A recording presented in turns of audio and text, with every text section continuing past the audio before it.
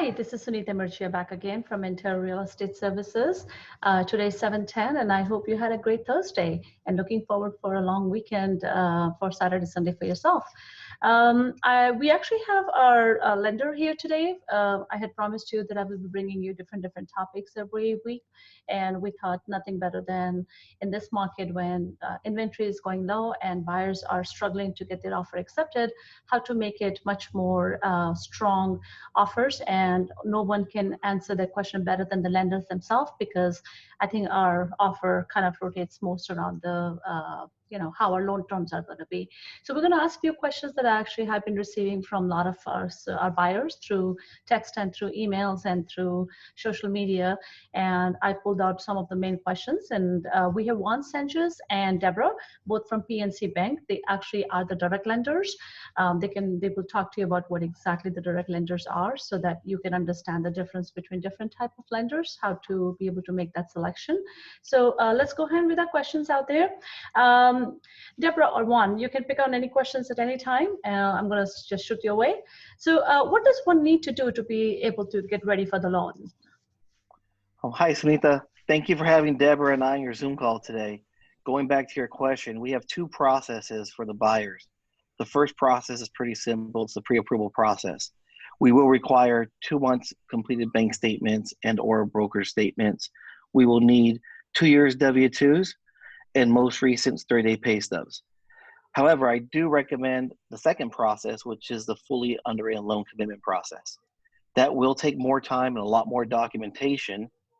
However, the borrower will receive a fully executed loan commitment from underwriting. And it's a lot more powerful. Okay, so how much time does one need for pre-approval?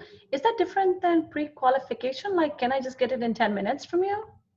Yeah, that's a really good question. And just as, kind of tagging on to what Juan was saying is, you can go through the pre-qualification process, which literally gives you 15 minutes on the phone, and you could have a letter of what you would be, pre-qualified for. That's different than what Juan was saying is getting a full commitment, fully underwritten pre-approval, which is looked at an underwriter. The underwriter has looked at the credit, the income, the assets.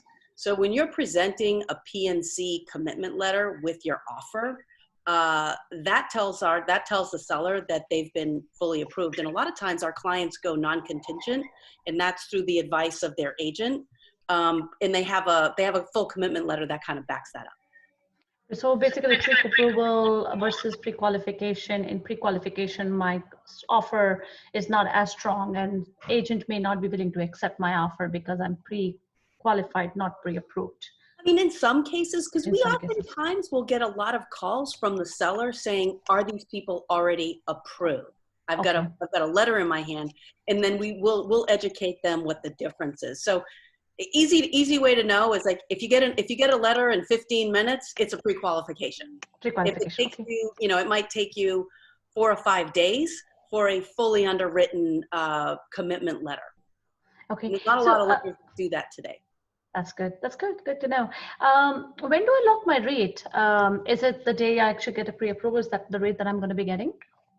That's a great question. You'll have an option to lock your rate once your offer has been fully accepted. So once we receive a fully executed sales contract, we can lock the rate in. And is the rate going to be what I hear on the CNBC, like, the 0.75% or 1%? Is that what I'm getting? Yeah, we get that question a lot too. Like pricing is based on, it's regional. So the stuff that you see in the news is national, and it's usually based off of a conforming loan because, not a lot of people are in the jumbo market like we are here in the Bay Area.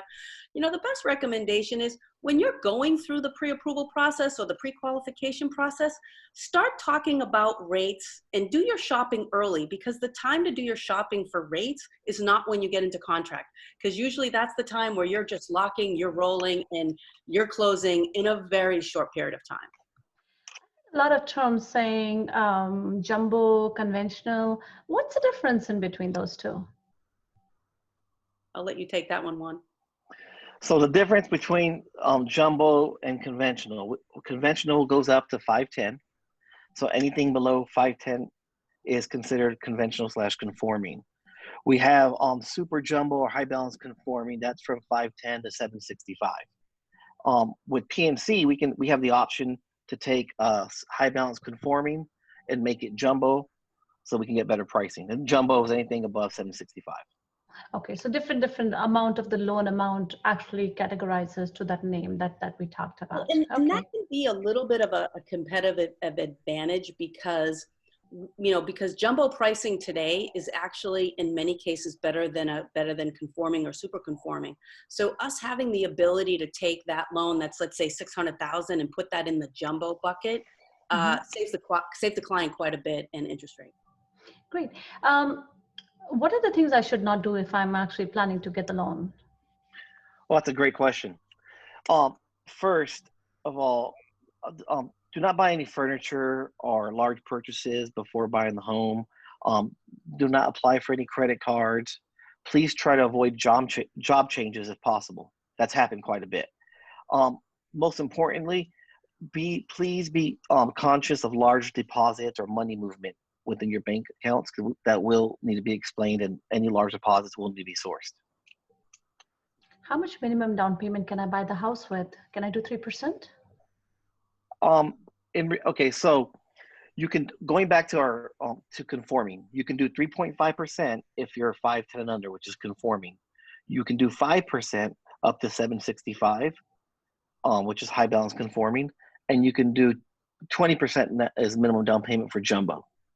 Now, and do I get the best rate at any of those? Like if I do 5%, 10% versus 20%, I mean, what's the best, till when should I wait to buy a house? How much down payment should I hold on to, or, be ready for it? I do think every situation is different. Your rate will change. You're not stuck with your rate and payment throughout the life of your home ownership. So rates are subject to change to refis. If you need to get in and all you have is 3.5 or 5%, then it would be a good move. Owning, I would think, is better than renting. However, with jumbo, right now our minimum requirement is 20% due to COVID. We were at 15% down payment, no MI, prior to COVID. Got it. Okay. Any advice do you have for the first-time home buyers? I would say keep all your paperwork together. Document your W-2s, your taxes, your pay stubs, keep them all in order. And I would always say reach out to a loan officer prior to just going and looking at homes, and get well prepared and work with someone that you actually you trust and build a relationship with.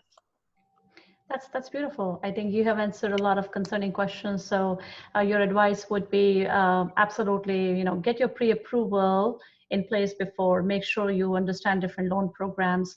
Talk to your lender. Don't go by what you hear on the media, but actually from the lender itself, so that you have a good partnership. And I think that's a great advice. And any of you clients out there, if you have any more questions regarding the loan, leave a comment at the bottom or reach out to us at any time. We'll be more than happy to take care of you. Deborah, do you have to say anything about the team partnership that is needed in terms of making this transaction for the clients happen? Yeah, you know what? Our goal is to create a really good customer experience, but what that means is that we all work together. Because let's face it, we'd like to say that every single transaction goes perfectly, but there are hiccups along the way. Like somebody could change their jobs, or we have to, ask for additional documentation.